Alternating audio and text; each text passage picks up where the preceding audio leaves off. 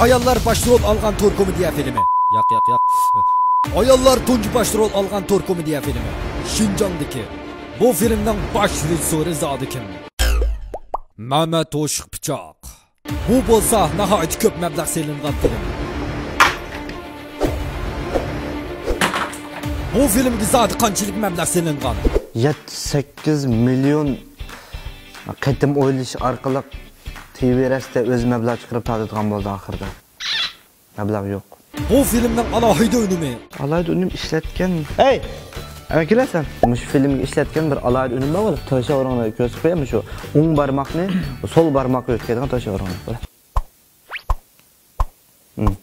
Mana. Bu filmning başrolchilari zodi kim? Hammamiz tunishlik bo'lgan qatarliqlar. Bu filmni qanday suratga olgan?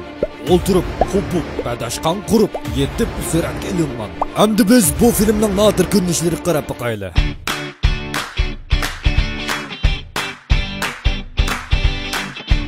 Operator jamiyati.